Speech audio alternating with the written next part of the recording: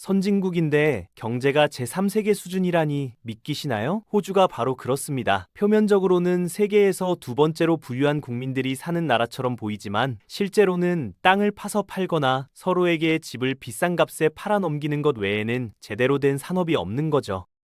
도박으로 국민을 망가뜨리고 외국인 투자자들에게 자원을 헐값에 넘기고 청년들은 40대가 되어서야 겨우 첫 집을 사는데 그것도 평생 빚을 져야 합니다. 이게 바로 10년 후 우리의 모습일 수도 있다는 경고죠. 그럼 호주가 어떻게 이 지경까지 왔는지, 그리고 왜 이들이 아직까지 버티고 있는지 한번 파헤쳐 보겠습니다. 호주 사람들은 겉보기엔 정말 부자처럼 보입니다. UBS가 발표한 2024년 보고서에 따르면 호주의 중위 순자산은 세계에서 두 번째로 높거든요. 룩셈부르크라는 초소형 부자 나라 다음이죠. 중위값이라는 게 중요한데 이건 부자들이 평균을 끌어올리는 게 아니라 진짜 중간층이 얼마나 부유한지를 보여주는 겁니다. 미국의 중간층보다 2배 이상 부유하다는 얘기죠. 평균으로 따지면 미국이 약간 앞서긴 하는데 그건 결국 미국의 불평등 문제를 보여주는 거예요. 극소수의 초부자들이 평균을 끌어올리는 거니까요.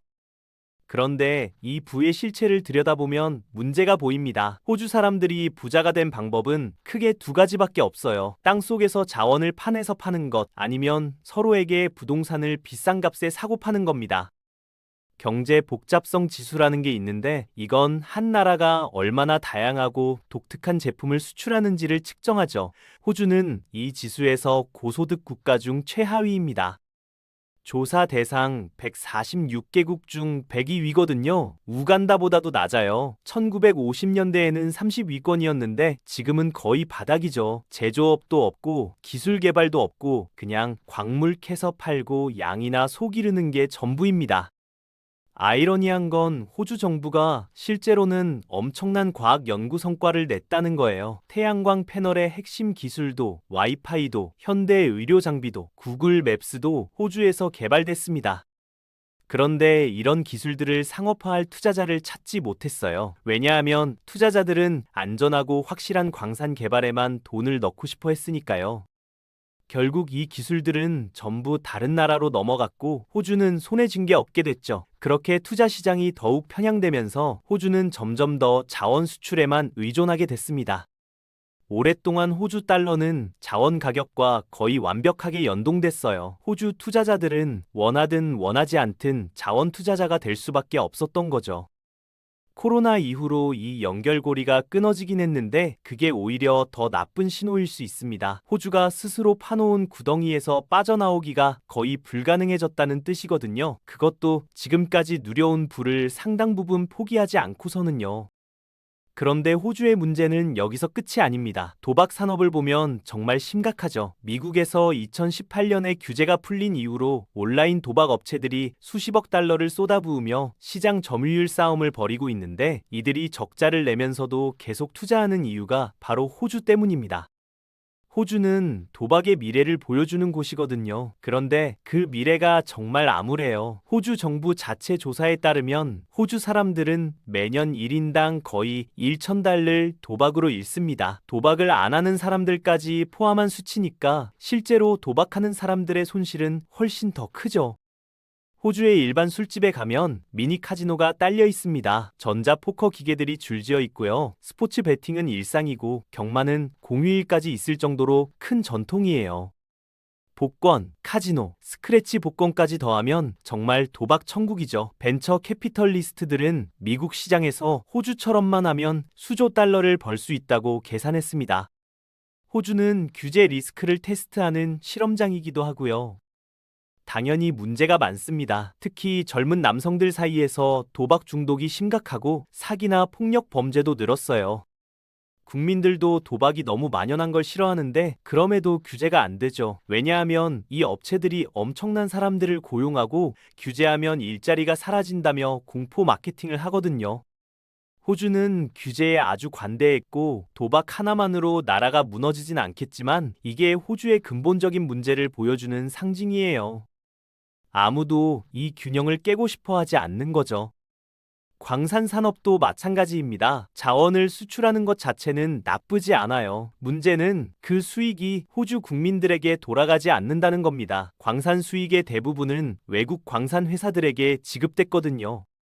이건 제3세계 산유국들이 당하는 착취 구조와 별로 다르지 않습니다. 호주 정부가 과거에 자원에서 더 많은 세수를 확보하려고 시도한 적이 있는데 로비에 밀려서 실패했고 그 이후로는 아무도 다시 시도하지 않았어요. 오히려 반대로 갔죠. 정부는 광산 회사들에게 수백 가지의 보조금과 인센티브를 줬습니다. 정부 광물 웹사이트에 따르면 이런 제도들의 목적은 투자자들에게 상업적이고 운영상의 이점을 제공하고 광물 탐사와 발견을 장려해서 자원 산업의 장기적 지속 가능성을 지원하는 거래요. 아이러니하게도 호주의 가장 큰 문제가 사람들이 다른 데 투자하지 않으려 한다는 건데 정부는 광산에 더 투자하라고 밀어주고 있는 거죠. 이 외국 수입원을 불안정하게 만들면 다른 고래버리지 경제 영역들이 무너질 수 있으니까 정부는 어떻게든 이걸 뜨겁게 유지하려고 하는 겁니다. 여기까지 들으면 이렇게 생각할 수 있어요. 그럼 도대체 어떻게 이렇게 부자가 된 거냐고요? 집값만 올리고 그걸 부라고 부르는 건가 싶겠지만 사실 한 가지 더 있습니다. 슈퍼애뉴에이션이라는 시스템인데요. 이건 세금 혜택이 있는 특별한 투자 계좌로 호주 노동자들이 은퇴를 위해 저축하고 투자하는 데 쓰입니다. 400일이나 IRA와 비슷한데 큰 차이점은 고용주가 직원급여의 일정 비율을 매년 의무적으로 이 계좌에 넣어야 한다는 거예요. 자발적인 게 아니라 법으로 정해진 거죠. 현재 기여율은 11.5%입니다. 즉, 모든 호주 노동자는 소득의 10% 이상을 은퇴를 위해 저축하는 셈이에요. 이건 정말 대단한 겁니다. 재무 설계사들도 감탄할 수준이거든요. 이 돈이 결국 고령화되는 인구의 부담을 공적 연금에서 덜어줄 거라는 희망이 있고 실제로 엄청난 재산을 만들어냈습니다. JP모건에 따르면 평균 호주 가구는 이 하나의 자산 클래스만으로 25에 가까운 돈을 투자하고 있어요. 일반 저축, 투자, 주택 자산은 제외한 수치죠. 의무적이고 모든 노동자에게 적용되니까 이미 부유한 가구에 은퇴 자금이 집중되는 현상이 미국처럼 심하지 않습니다. 이건 정말 놀라운 금융 도구예요. 그런데 패턴이 보이시나요? 이게 다른 많은 문제들을 덮어버리고 있다는 거죠. 호주 슈퍼애뉴에이션은 총 2조 달러 이상의 가치가 있는데 이건 애플을 3분의 2만 살 수 있는 금액이지만 호주 투자 시장을 이미 넘어섰어요.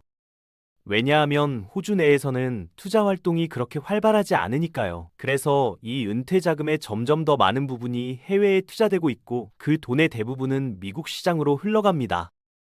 그 자체로는 나쁘지 않아요. 호주 밖에서 리스크를 분산시키는 거니까요. 네, 전부 빅테크 7개 기업에 몰리고 있지만 요즘 투자가 다 그렇잖아요. 뭐가 잘못될 수 있겠어요? 진짜 문제는 호주가 광산 산업에 의해 받쳐지는 자기네 돈을 미국에 줘서 우리가 여기서 사업을 키우게 만든다는 겁니다. 도박이나 광산, 부동산이 아닌 호주 기업들은 실제로 미국에서 투자를 받고 상장하는 걸 선택하고 있어요. 단순히 우리 쪽에 도박이나 광산, 부동산이 아닌 기업에 돈을 넣을 투자자들이 더 많기 때문이죠. 고맙긴 한데 호주가 다른 투자에 더 친화적이었다면 그 저축금으로 자기네 국민과 나라를 더 부유하고 생산적으로 만들 수 있었을 겁니다. 호주 슈퍼애뉴에이션 시스템에 투자된 부가 아무리 인상적이어도 호주에서 사는 비용을 따라잡지 못하면 큰 의미가 없어요. 호주 노동자들의 흔한 전략은 은퇴 자금에 접근할 수 있을 때까지 기다렸다가 평생 모은 돈을 전부 꺼내서 집을 갚는 데 쓰는 겁니다. 그래서 이제 드디어 방안의 코끼리 부동산 얘기를 할 시간이 왔네요. 호주의 주택 비용은 지금까지의 모든 문제를 훨씬 더 악화시켰고 이 문제들을 고치는 것도 훨씬 더 어렵게 만들었습니다. 광범위한 시장 조사에 따르면 호주에서 첫 주택 구매자의 평균 연령은 36세예요. 그리고 처음으로 집을 사는 사람들 중 가장 빠르게 증가하는 그룹은 40세에서 49세 사이입니다. 집이 너무 비싸서 보통 30년 모기지를 받아야 하고 가족들은 자산이 쌓이면 더 큰 집으로 이사를 가죠. 그래서 많은 호주인들이 은퇴하고 싶은 나이가 됐을 때 여전히 엄청난 빚지고 있는 겁니다. 슈퍼애뉴에이션 수익금으로 모기지를 갚는다고 해서 더 가난해지는 건 아니에요. 은퇴 저축을 부동산 자산으로 전환한 것뿐이니까요. 하지만 이렇게 하면 정부의 공공노령연금을 받을 수 있게 됩니다. 자산 심사를 할 때 집은 카운트 되지 않거든요. 보통 모기지나 임대료가 예산의 대부분을 차지하니까 은퇴저축을 포기하는 게 오히려 재정적으로 더 책임감 있는 선택이 되는 경우가 많아요. 집을 다 갚기만 하면 소박한 연금 수입으로도 다른 모든 걸 커버할 수 있으니까요. 많은 가구에게 이것은 호주의 가장 위대한 부축적 도구를 그냥 이미 너무 비싼 부동산 시장을 떠받치는 또 다른 방법으로 만들어버렸습니다. 그럼 처음부터 어떻게 이렇게 나빠진 걸까요? 투자자 투기, 관대한 금융, 님비 현상, 그리고 빠르게 확장할 수 없는 도시들로의 높은 이민 등 흔한 조합이 있긴 한데 호주는 거기에 자기만의 특별한 재료를 추가했습니다. 호주의 소득세는 세계에서 가장 높은 편이에요. 연 12만 달러만 벌어도 그 이상의 모든 돈에서 45%를 세금으로 냅니다. 호주가 싼 곳이 아니라는 걸 기억하세요. 그러니까 이건 아주 좋은 연봉이긴 해도 세금 떼고 나면 실제로 그렇게 많이 남지 않아요. 하지만 호주만의 독특한 특징이 하나 있습니다. 부동산 손실을 포함한 개인 투자 손실을 개인 소득에서 공제해서 세금을 줄일 수 있다는 거예요.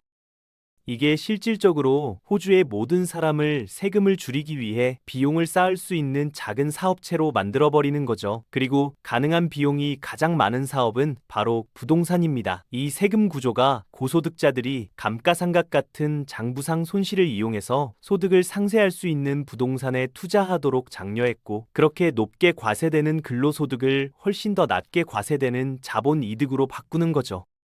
네거티브 기어링이라고 불리는 이 시스템은 거의 모든 사람이 망가졌다고 동의합니다. 모두에게 더 낮은 세율을 적용하고 이런 공제를 없애는 게 훨씬 쉬울 텐데 그게 잘 안 되고 있어요. 왜냐하면 이 카드로 만든 집이 무너지는 걸 감당할 수 없기 때문이죠. 호주 주택에 묶여있는 부채와 부가 너무나 많아서 정부가 이런 인센티브를 통제할 수 있다는 암시만으로도 호주 경제 전체가 날아갈 수 있습니다.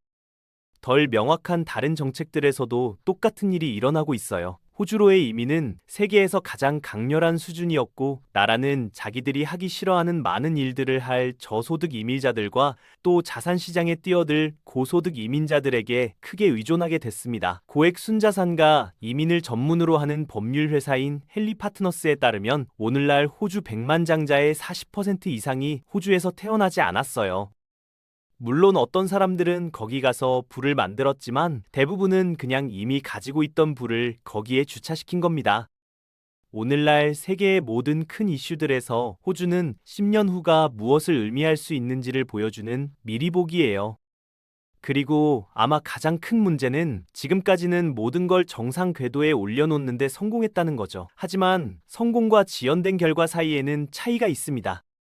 호주는 세계에서 가장 가치 있는 은행 기관들을 가지고 있지만 그들 장부의 대부분은 과대평가된 부동산 시장에 대출해주는 것에 묶여 있어요. 노동자들은 실질 소득 감소를 다루면서 높은 세금을 내고 있고 기업들은 그곳에서 운영하기에 너무 비싸다고 느끼고 있습니다. 세상의 모든 부가 장부상이든 아니든 당신이 살 수 있는 게 어디서든 2시간 떨어진 원룸 아파트뿐이라면 아무 의미가 없어요. 만약 당신이 호주인이고 이 모든 게 좀 우울했다면 더 나쁠 수도 있어요. 영국 출신일 수도 있으니까요. 캐나다 영상도 보세요. 호주와 똑같은 실수를 저질렀는데 실수로라도 스스로를 부자로 만들지는 못한 나라니까요.